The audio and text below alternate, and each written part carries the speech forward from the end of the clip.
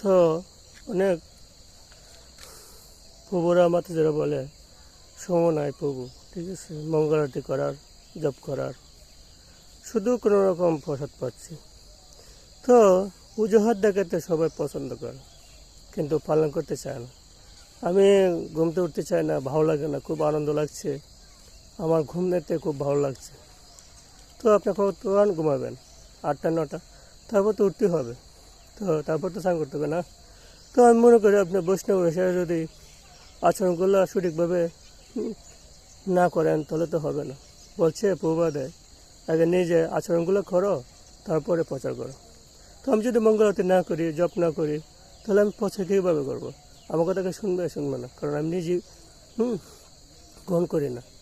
শিক্ষক যদি পুষ্টভাবে মানে সঠিকভাবে না জানে, তো ছাত্রকে এইভাবে শেখাবে, তো ছাত্র তো এরকমই শিখবে। তো শিক্ষক যদি ভালো হয়, ছাত্র ভালো হবে।